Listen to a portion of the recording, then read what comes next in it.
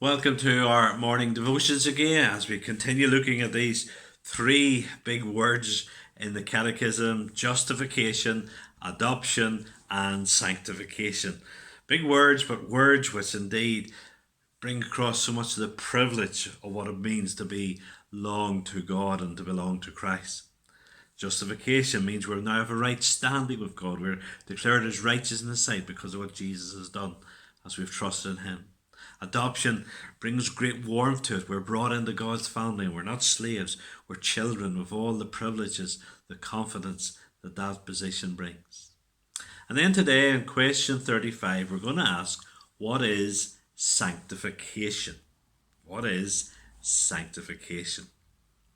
Well, the answer: sanctification is the work of God's free grace, whereby we are renewed in the whole man after the image of God, and are enabled more and more to die unto sin and live unto righteousness. Sanctification comes from the word sanctify, to make holy. That's really what it's about. But we see here, in contrast to justification and adoption, it is a work of God's free grace. Justification and adoption were an act of God's free grace. They were a one-off event. Whereas sanctification is a work. It's an ongoing process. I remember the story of someone who became a Christian and they were baptized. They were baptized by immersion, and they were held down under the water by the pastor, and then they came up. They says, "I'm perfect," and the pastor says, "I didn't hold you on that under that long," and it's only in glory when we die that we'll be perfect. But sanctification, this being made holy, becoming more like God, it's an ongoing process in this life. It's a work of God's free grace. It's something, again, it's a gift of God. It's something that God has to bring to us. It's not something we can just earn or achieve by our own efforts. And I think that's one of the big mistakes of many Christians. They try to be holy, they try to be sanctified by their own efforts. They're saved by grace, but they work so hard, all their own effort, to be good Christians. But here it's a work of God's free grace. It's a work that God has to do in us through His Spirit.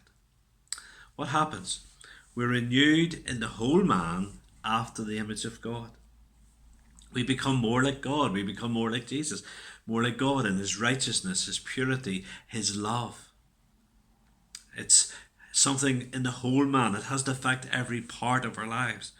Our Christianity has to go into every nook and corner of our lives. If you picture our lives like a house, there's no room, there's no cupboard that has to be left locked out to God.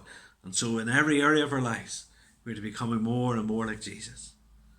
Every area of our lives. I remember hearing a man years ago, an English pastor speaking at a ministers' conference, and they're saying, like, even the way we keep our cars, the way we keep our studies, it should reflect to the great God that we worship. Every area of our lives. I remember the story of Brother Lawrence, the monk, and how he would even peel the potatoes for the glory of God, aware of God being with us, with him. So, sanctification is a work of God's free grace, whereby we're renewed in the whole man after the image of God, and are enabled more and more to die unto sin and to live unto righteousness. The Puritans call this mortification, this putting to death of the sin in our lives. And so as we go close to God, close to Christ through His Word, through prayer, the means of grace, we are enabled to die to sin more and more. We're enabled to defeat sin, to leave that sinful practices and attitudes and way of speaking behind, and to replace it with righteousness, living the way Jesus does. We have to do both. We have to say no to certain things, but it has to be replaced. Jesus told a story of someone who had a demon cast out, and then the demon went and brought 7 more, and the man was worse off than he was before. And when we come, we have to say no to things in our lives, things to go out of our lives, but they need to be replaced with the wonder of our relationship with Christ and the new life in Jesus.